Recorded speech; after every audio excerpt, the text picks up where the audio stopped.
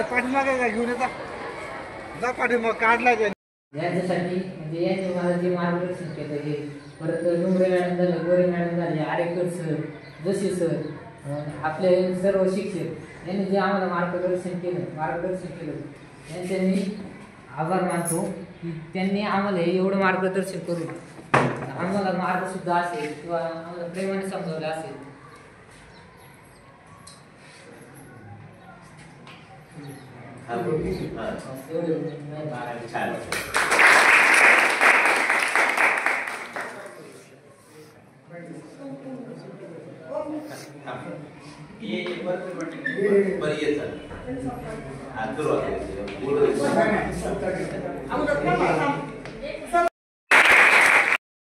मी माझ्या भाषेत संपवतो.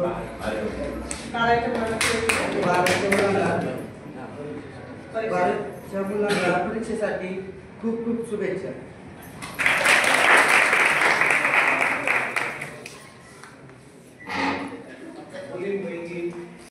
परीक्षा आहे 12वीच्या विद्यार्थ्यांना बोर्ड परीक्षेसाठी शुभेच्छा देतो. धन्यवाद.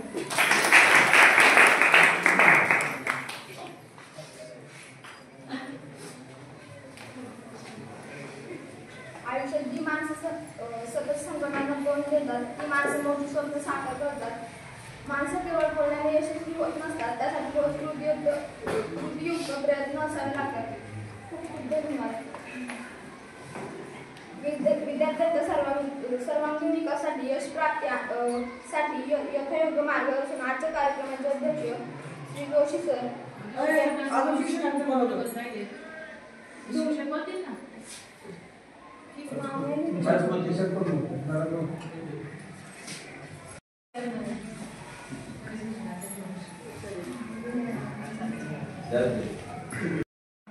आज आपण 12वीच्या सदिच्छा कार्यक्रमासाठी एकत्र आलो. तुम्ही आमच्याकडे येऊन 2 वर्ष झाले. तसा परिचय बऱ्याच जणांचा अगदी 5वी 6वी पासून आहे, पण तुमचं आमचं जास्त संबंध 11वीत आणि 12वीत आहे. आणि इथे येत असताना तुम्हाला आम्ही भरपूर मार्गदर्शन केले, अभ्यासाचं केलं, इतर गोष्टींचं केले. आजही सगळ्यांच्या वतीने मी तुम्हाला 12वीच्या परीक्षेसाठी शुभेच्छा देते.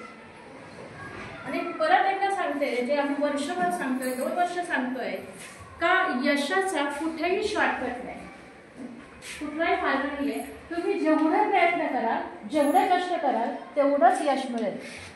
मी नेहमी सांगते, तुम्ही जेवढे प्रयत्न कराल तेवढ्याच गोष्टीला तथा असतो म्हणतो. तुम्ही चुकीचं करा तिथेही तथा असतोय आणि चांगलं करा तिथेही तथा असतो म्हणतो. मग कोणती फक्त शालेय गोष्ट नाही, वाचन लेखन नाही, परीक्षा नाही, आयुष्य हीच मोठी परीक्षा आहे. पण आयुष्यात तुम्ही किती शिकलात, काय झालात, पण एक व्यक्ती म्हणून कसं बनलात हे फार महत्वाचं आहे.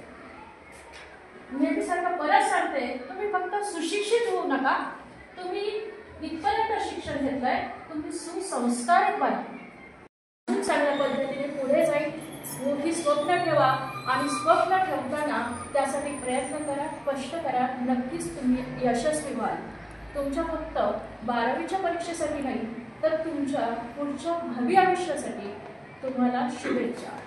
तुम्ही उत्तम शेतकरी बनू शकता, उत्तम गृहिणी बनू शकता, उत्तम एखादा अधिकारी देखील याच्यातून बनू शकता.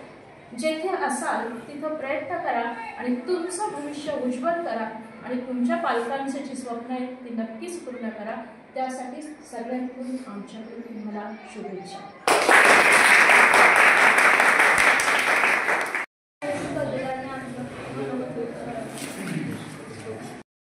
आरेकर सर, ज्येष्ठ शिक्षक शेलार सर व तुम्हाला शिकवणाऱ्या डुंबरे मॅडम, गोरे मॅडम आणि केदारी सर आणि 11वी 12वीचे सर्व विद्यार्थी, त्याबरोबर इसाताई हे देखील या ठिकाणी आवडून उपस्थित राहिले. सर्वांचं मी प्रथमतः हार्दिक स्वागत करतो. आजचा हा निरोप समारंभ म्हणजे सदिच्छा समारंभ. तुम्ही विद्यार्थी मित्रांनो आयुष्याच्या अशा वळणावर आता येऊन उभे आहात की तुम्ही चांगल्याही मार्गावर जाऊ शकता आणि वाईटही मार्गावर त्या ठिकाणी जाऊ शकता. आज तुम्ही या समारंभासाठी खूप छान नटून आलेला आहात, छान कपडे घातलेले आहात. तुमच्या घरामध्ये जर आजी आजोबा असतील तर ते म्हणत असतील की अगदी तू हुबेहूब तुझ्या आजोबांसारखा किंवा वडिलांसारखा तू तुझ्या आईसारखी दिसत आहे, बरोबर आहे. याचा अर्थ आपण आपल्या आई वडिलांचं काय आहोत, प्रतिबिंब आहोत. त्यांनी आपल्यावर जे काही संस्कार केलेले आहेत, जे मार्गदर्शन केलेलं आहे आपल्यासाठी, त्यांनी आतापर्यंत जे काही कष्ट सोसलेले आहेत, त्या कष्टाचं खऱ्या अर्थानं जर झीज करायचं असेल तर आपल्याला या येणाऱ्या परीक्षेमध्ये चांगले गुण मिळवून आपलं पुढचं जे आयुष्य आहे, जी रोजीरोटी मिळवून देण्यासाठी आपल्याला शिक्षण उपयोगी पडतं, परंतु एक माणूस म्हणून देखील आपल्याला चांगलं कसं बनता येईल यासाठी आपण सतत प्रयत्नशील असलं पाहिजे. आता जवळजवळ तुम्ही 18 वर्षाचे झाला असाल किंवा कोण होणार असेल, तुम्हाला भारताचं मतदान करण्याचा अधिकार तुम्हाला आता यापुढे प्राप्त होणार आहे. लोकशाहीने तो तुम्हाला अधिकार आता दिलेला आहे. म्हणजे तुम्ही एक सुजाण नागरिक बनणार आहात. मग एक चांगला भारत घडवण्यासाठी तुमचं कार्य तितकंच महत्त्वाचं असणार आहे. त्यामुळे तुम्हाला इथून पुढे चांगली लोक भेटतील, वाईट लोक भेटतील, तुमच्या आयुष्यामध्ये चांगले प्रसंग येतील, वाईट प्रसंग येतील, परंतु आपण निर्धारानं, संयमानं आणि सचोटीने जर प्रामाणिकपणे जर प्रयत्न केले तर आपण ठरवलेलं आपल्या आयुष्याचं जे काही ध्येय आहे ते ध्येयाप्रत जाण्यामध्ये आपल्याला कोणतीही अडचण त्या ठिकाणी येणार नाहीये. 12वी आर्ट्सचे तुम्ही विद्यार्थी आहात, ते सायन्सचे विद्यार्थी फार हुशार असतात, कॉमर्सचे, आणि नंतर आपण असं काय नाहीये. तुमच्यामध्ये जिल्हाधिकारी आहे, तुमच्यामध्ये IAS ऑफिसर आहेत, PSI तुमच्यामध्ये दडलेला आहे, आणि फार मार्क मिळाल्यानंतरच त्या पोस्टवर आपण जाऊन पोहोचतो असंही नाही.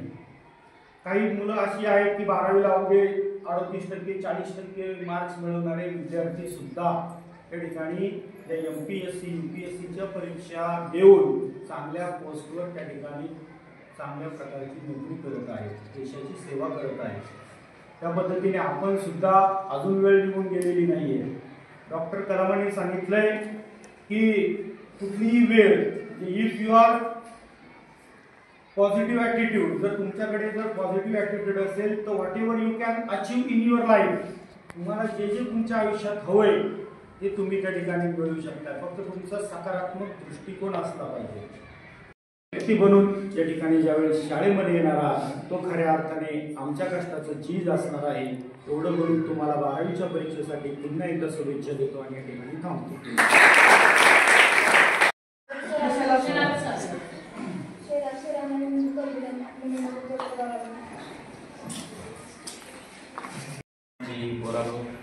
यांच्या प्रतिनिधीला प्रथमतः अभिवादन करतो. आजच्या इयत्ता 12वीच्या सदीच्या समारंभाचे अध्यक्ष आपल्या विद्यालयाचे प्राचार्य सन्माननीय जोशी सर, पर्यवेक्षक सन्माननीय आरेकर सर, माझे सर्व शिक्षक बंधू आणि भगिनी आणि विद्यार्थी, प्रथमतः मी आपणा सर्वांना आता येऊ घातलेल्या परीक्षेसाठी प्रथमतः अगदी मनपूर्वक अशा शुभेच्छा.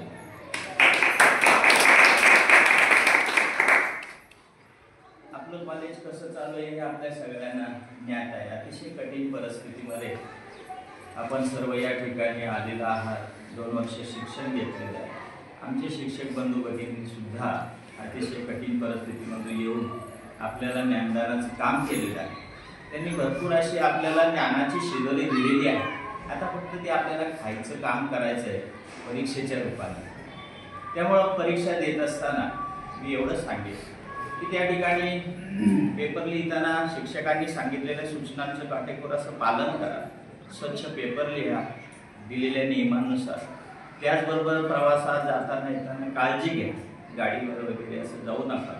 प्रवास सुरक्षित करा. त्याचबरोबर बोर्डाने यावर्षी कॉपीमुक्त अभियान हे राबवलेलं आहे. त्यामुळे अशा प्रकारच्या कुठल्याही भानगडीमध्ये तुम्ही पडू नका, कारण गैरप्रकार झाल्यानंतर रिस्टिकेट वगैरे होण्याचा संभव असतो आणि आपलं पुढचं आयुष्य त्यामुळे उद्ध्वस्त होऊ शकतो. विद्यार्थी मित्रांनो, आजचं जग आपलं सर्वांना माहिती आहे. या आभासी जग झालेलं आहे कशामुळं? मोबाईल. तर मोबाईल ही अलिबाबाची गुहा आहे. तिथे गेल्यानंतर तुम्हाला हजारो साईट दिसतात. तर त्याचा दुरुपयोग होईल अशा पद्धतीनं वागू नका. त्याचा मर्यादित वापर करा. आपल्या ज्ञानापुरता त्याचा वापर करा. आणि आपण इथं पंख्याखाली शिक्षण घेत असताना आपण सर्वांना ज्ञात आहे आपल्या आईवडिलांची परिस्थिती कशी आहे, ते आपल्यासाठी काय करतात. त्यामुळे ते सतत आपल्या डोळ्यापुढे ठेवा आणि त्यानुसार आपल्या भविष्याची वाटचाल करा. 12वीची परीक्षा झाल्यानंतर आपल्याला ज्या ठिकाणी प्रवेश घ्यायचा आपल्या क्षमतेनुसार घ्या. जसे मार्क्स मिळतील त्यानुसार घ्या. डॉक्टर होतील किंवा इंजिनियर होतील किंवा सर्व जग तिकडं चालेल तिकडं जायची गरज नाही.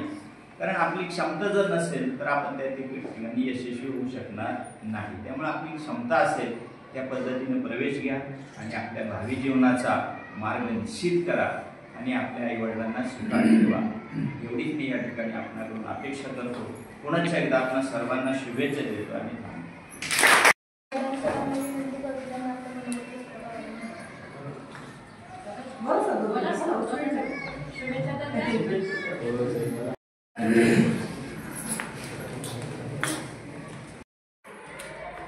कर्मवीर दलित मित्र स्वातंत्र्य सेनानी शिक्षण मासिक आदरणीय पंचायत पवित्र स्मृती स्वतंत्रता निवडा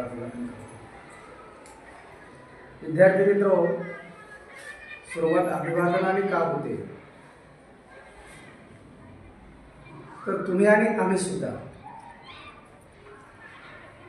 ज्या ज्ञानमंदिरामध्ये आपण शिक्षण घेतलं ही ज्ञानमंदिरं 60-70च्या दशकामध्ये होती. 60-70चं दशक तुम्हाला कळते. आता 2024 म्हणतो म्हणजे 2000 नंतरचा कालखंड. तो 60-70चं दशक 1960-70चा कालखंड.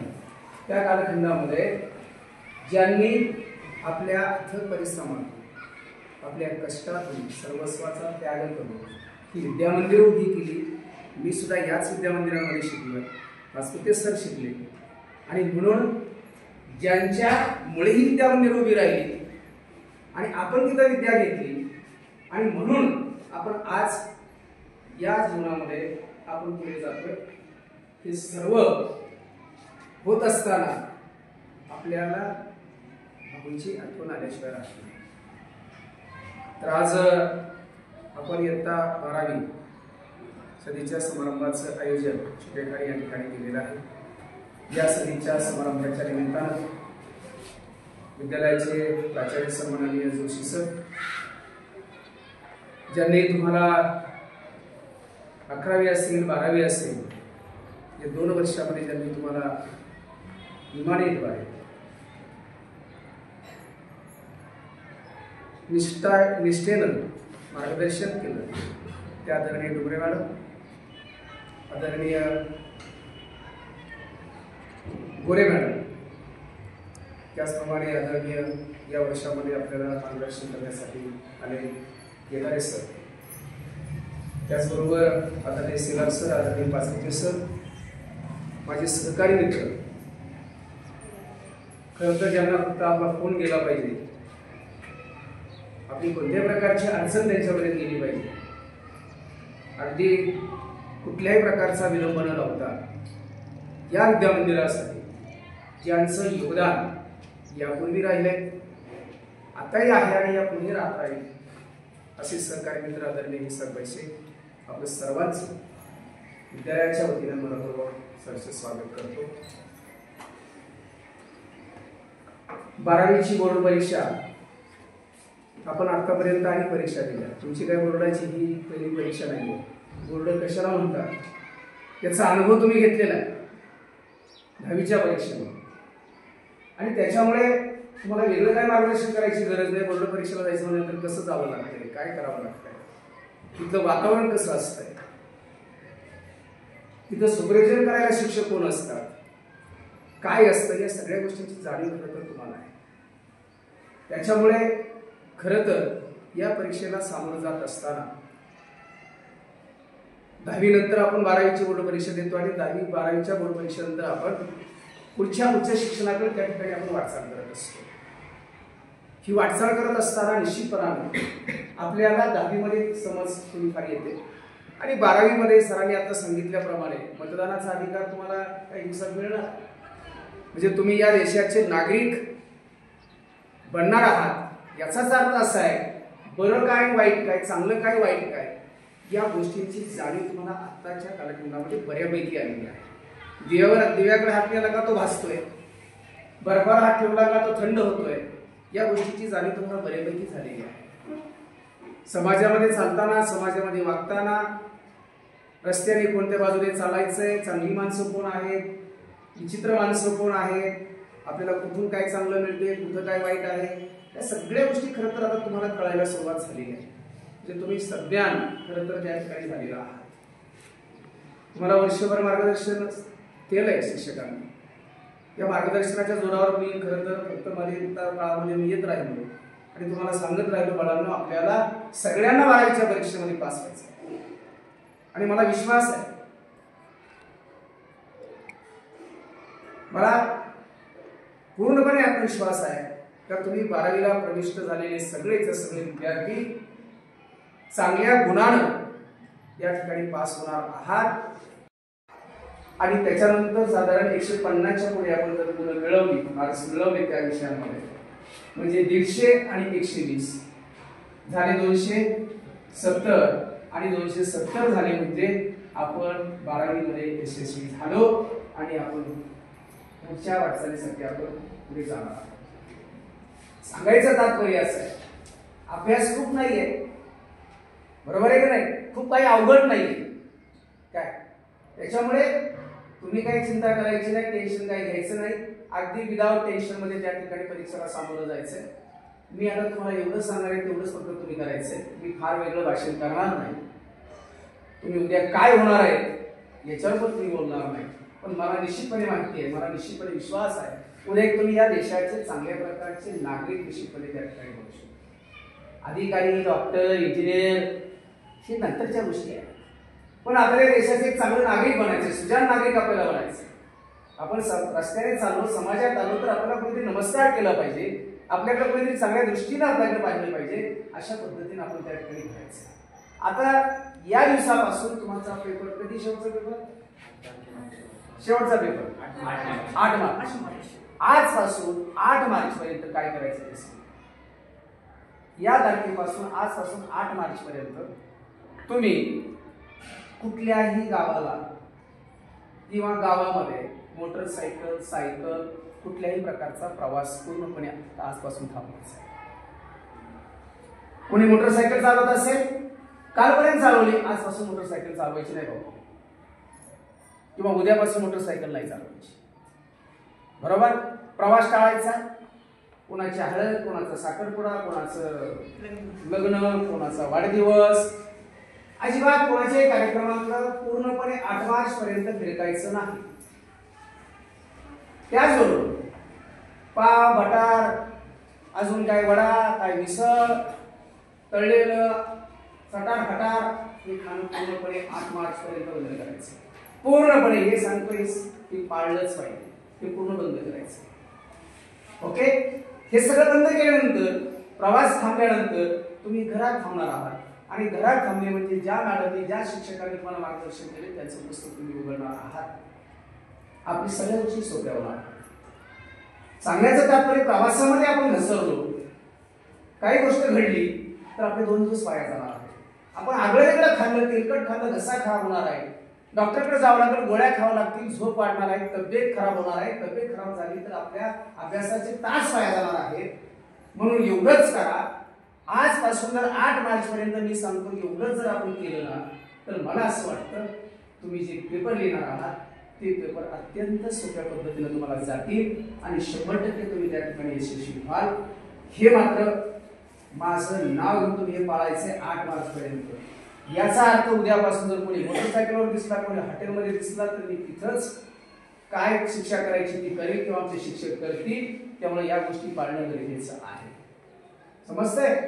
आपल्याला तब्येत आपली व्यवस्थित ठेवायची. या परीक्षेच्या कालखंडामध्ये आपली तब्येत बिघडली, आपला नियंत्रण जर बिघडलं तर निश्चितपणे त्या ठिकाणी आपल्याला आपल्या केलेल्या अभ्यासावर त्या ठिकाणी खरं परिणाम होतो आणि तो अभ्यासावर झालेल्या परिणामामुळे पेपर लिहिण्यावर परिणाम होतो. आणि म्हणून या गोष्टी आपल्याला त्या ठिकाणी पाळणं गरजेचं आहे.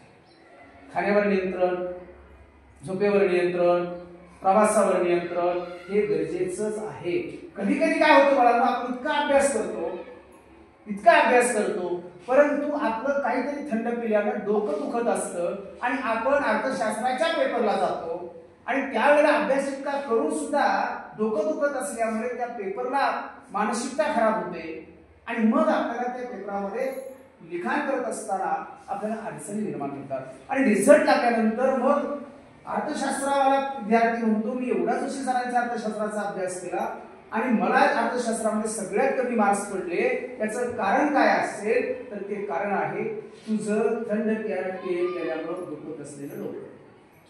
म्हणून पहिली प्रकृती, नंतर बाकीच्या गोष्टी. आणि म्हणून सगळ्या विद्यार्थी लक्षात घ्या, सगळ्यांनी आपली प्रकृती 8 मार्चपर्यंत सुस्थितीमध्ये कशी राहात हे आपल्याला त्या ठिकाणी सांभाळायचं. आणि एवढं मार्गदर्शन केलंय तुम्हाला संस्कार सगळ्यात महत्वाचा आहे. तुम्ही उद्या काय बनणार आहे याच्यापेक्षा मी तुम्हाला एवढंच सांगेन, एक आपल्याला आपल्या आईवडिलांची एक आदर्श मुलगी, आपल्या आईवडिलांचा एक मी आदर्श मुलगा, या देशाची मी एक आदर्श गृहिणी, या देशाचा मी एक आदर्श नागरिक, अशा पद्धतीची बनण्याची कुवत तुमच्यामध्ये त्या ठिकाणी निर्माण आपण करायची. अनेक भविष्य काळामध्ये प्रलोभनं येतील, अनेक गोष्टी तुमच्या पुढे अशा येतील का तुमच्या आयुष्याला वेगळं वळण देतील. म्हणून कोणत्याही प्रकारच्या प्रलोभनाला बळी पडायचं नाही. आणि तुम्ही जे शिक्षण घेताय ते ना आमच्यासाठी ना आईवडिलांच्यासाठी, तर तुम्ही शिक्षण घेताय ते स्वतःसाठी. तुम्हाला जे करायचंय, आई वडिलांसाठी काही करू नका, शिक्षकांसाठी काही करू नका. आपल्याला जे शिक्षण आपण घेतोय ते आपण स्वतःसाठी घेतोय, स्वतःसाठी आपल्याला शिकायचंय हे मात्र लक्षात घ्या. ना तुम्हाला शिक्षक घडवत, ना तुम्हाला आई वडील घडवत, आपण स्वतःच घडत असतो. शिक्षक फक्त मार्गदर्शक असतो, आई वडील फक्त आपल्याला बोटाने चालून त्या ठिकाणी रस्ते दाखवतात, एवढंच केलं जातं. नाहीतर आपणच आपल्याला घडवतो, आपल्याला कोणी बिघडवत नाही, आपल्याला कोणी घडवत नाही. बिघडलं तर आपण स्वतःमुळेच बिघडतो आणि घडलो तरी आपण स्वतःमुळेच घडतो. फक्त आपण काय करतो, घडलो तर म्हणतो माझ्यामुळे घडलो आणि बिघडलो तर म्हणतो त्याच्यामुळे तिच्यामुळे मी बिघडलो. तर अशा पद्धतीनं आपण बोलणं योग्य नाही. करतो 12वीच्या परीक्षेला तुम्ही प्रवेश होत असताना निश्चितपणे आपण चांगल्या वातावरणामध्ये वेळेमध्ये लिखाण करण्यासाठी आवश्यक असणारच लिखाण साहित्य जर असेल व्यवस्थित पॅड पेन्सिल काय असेल ते सगळं व्यवस्थितपणे घेऊन जा. तिकीट आपल्या बरोबर ठेवा, टाकीमध्ये जा, फ्रेशमध्ये जा आणि चांगल्या पद्धतीने त्या ठिकाणी पेपर लिहा. याचबरोबर पेपर लिहित असताना आपली मानसिकता चांगली ठेवा. निश्चितपणे यश सगळ्यांना मिळणार आहे. मी संत शिरोमणी ज्ञानेश्वर माऊलींच्या चरणी प्रार्थना करणार आहे का ही सगळी जी बालकं 12वीला प्रवेश करणार आहे या सगळ्या बालकांना चांगल्या प्रकारचे पेपर लिहिण्याची, त्यांना यशस्वी होण्याची माऊलींनी त्या ठिकाणी शक्ती द्यावी, अशा प्रकारची मनोकामना त्या ठिकाणी व्यक्त करतो. आणि पुनश्च एकदा संपूर्ण 12वीला प्रवेश करणाऱ्या विद्यार्थ्यांना या ठिकाणी कमलदेवी माध्यमिक उच्च माध्यमिक विद्यालयाच्या वतीनं शुभेच्छा देत असताना आपल्या विलासाने शिक्षण विकास मंडळ आणि या संस्थेचे अध्यक्ष सन्माननीय श्री प्रकाश गोरा यांच्याही वतीनं या ठिकाणी आपल्या सर्वांना मनापूर्वक त्या ठिकाणी शुभेच्छा देतो. यशवंत व्हा, गुणवंत व्हा, नीतिवंत व्हा, अशा प्रकारच्या सदिच्छा देऊन या ठिकाणी थांबतो. धन्यवाद.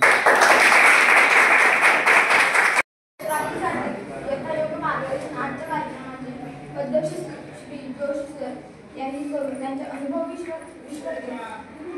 मौलिक विचार मांडावे, जेणेकरून त्यांचे अनुभव व प्रेरक विचार आम्हा विद्यार्थ्यांना प्रगतीसाठी मार्गदर्शक ठरतील. मी सरांना विनंती करते त्यांनी आपले बहुमत मार्गदर्शन विचार मांडावे. प्रत्येक अनुभव तुम्हाला काहीतरी मार्ग दाखवतो. झोपताना तुम्ही स्वप्न घेऊन झोपा आणि उठताना ध्येय घेऊन उठा. म्हणजे ती जी ध्येय आपल्याला आहे, जी उद्दिष्ट आहे, जी डोळ्यासमोर आहे, अशी पाखरे येतील आणि स्मृती ठेवली जातील. आता विद्यार्थ्यांनी एकेकाचं थोडं थोडं मत मांडलंय, परंतु त्या मताचा विचार आपल्या जीवनामध्ये, जसं आज तुमच्या समोर इथे कॅमेरा घेऊन फिरताय मित्रांनो, ही उक्ती नव्हे, ही देशाचा चौथा स्तंभ आहे. कायदे मंडळ, कार्यकारी मंडळ, न्याय मंडळ आणि हा आपला चौथा स्तंभ त्या ठिकाणी खरा आहे. तो पत्रकारिता, जो मीडिया आज जगाला एक वेगळ्या स्टेटसवर भारताला नेऊन ठेवलंय. त्यानंतर जसं तुम्ही ऋग्वेद यजुर्वेद तुम्हाला शिकवलं, आयुर्वेद आणि 5वा वेद त्या ठिकाणी आलेला, तसं विद्यार्थ्यांच्या जीवनामध्ये आलेकर सरांनी एक उत्तम, मी तेच मुद्दे तुमच्या समोर फक्त सांगतोय की आई वडिलांसाठी चांगली मुलगी आणि आई वडिलांसाठी चांगला आदर्श मुलगा ही आजच्या काळाची सर्वात मोठी गरज आहे. नांदेड पाटील तर कला शाखेचेच होते. शाखा कोणती असू द्या, कला वाणिज्य विज्ञान नव्हे कोणतंही असू द्या, फक्त ट्रायल आणि प्रयत्न प्रमाणात आपली पद्धती वापरत राहा, नेहमी पुढे पुढे चालत राहा. अरे कोणताही प्रयत्न वाया जात नाही. प्रत्येक प्रयत्न आपल्याला काहीतरी शिकवतो. प्रत्येक मिनिटाचा तासाचा तो वेळ आपण सत्कारणी लावावा आणि आपल्या शाळेचं, आपल्या संस्थेचं, आपल्या गावाचं, आपल्या आईवडिलांचं सर्वांचा उच्च आदर्श व्हावा. जसा आपल्या शाळेसमोर वटवृक्ष आहे, तो वटवृक्ष आपल्याला प्रेरणा देतो, त्या छायेमध्ये आपण आहोत आणि उद्याच्या तुम्ही दीपस्तंभ आहात, गावाचे आहात, सर्वांचे आहात आणि आमच्या शाळेची तुम्ही एक चांगली आदर्श मानक आहात. आणि म्हणून हे इवलेसे रोग किंवा या आमच्या कॉलेजचं, आपल्या शाळेचं, आपल्या पालकांचं उच्च स्वप्न साकार करा आणि या स्वप्नामध्ये, या प्रयत्नातून निश्चितच तुम्हाला आमच्या सर्व शिक्षकांनी, आणि मी एक सर्व शिक्षकांसमवेत तुम्हाला सांगितलं होतं, आरेकरसरीत आहे की प्रत्येक प्रश्न हा प्रत्येक नवीन पानावर लिहा. मध्ये लिहिला तर तुमचे 2-2 मार्क कसे कमी होतात ते पण तुमच्या समोर सांगितलेलं आहे. आणि निश्चित तुम्हाला त्यामुळे सरावच्या पेपरमध्ये आम्ही कमी मार्क्स दिलेले आहेत, त्यापेक्षा अधिक तुम्हाला 10 मार्क्स मिळतील. आणि त्यामुळं आरेकर सरांच्या सारखे संपूर्ण 100% निकाल लागेलच ही आम्हाला आशा आहे आणि ती तुम्ही लावणार आहात. प्रत्येकाचा महिन्याचं टाइम टेबल आरेकर सरांनी थोडक्यात तुमच्या समोर ठेवलं आणि त्याच्यावर फक्त एक की मुलींना जास्तीत जास्त सांगतो की मोबाईल बाजूला ठेवायचा आहे. 1 महिनाभर जर तुमच्या बालकांच्या समोर सांगितलेल्या पद्धतीने मोबाईल बाजूला ठेवला तर निश्चितच तुमची अजून 10% मार्क्स वाढतील. अशा प्रकारचं मी सर्वांना आश्वासित करतो. माझ्या सर्व सहकार्यांनी, वेळेमध्ये मी प्रत्येकाचं नावाचा उल्लेख करत नाही, प्रत्येकाने आपल्या मनोगतातून तुम्हाला एक मंत्र दिलेला आहे. तो मंत्र हा आपला जीवनाचा मंत्र बनवा आणि भावी आयुष्य उज्ज्वल करा एवढी सदिच्छा व्यक्त करतो. थांबतो. जय हिंद, जय महाराष्ट्र.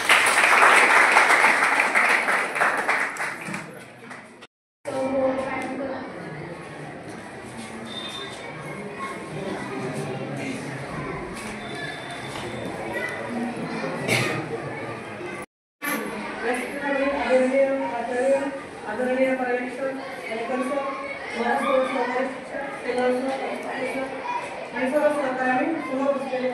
विद्यार्थी मित्रांनो, आजच्या आभार प्रदर्शनाचा हा गोड कार्यक्रम माझ्याकडे आलेला आहे. पण आभार प्रदर्शनापूर्वी 2 मिनिटं फक्त सर्व 12वीच्या विद्यार्थ्यांना परीक्षेसाठी खूप साऱ्या शुभेच्छा.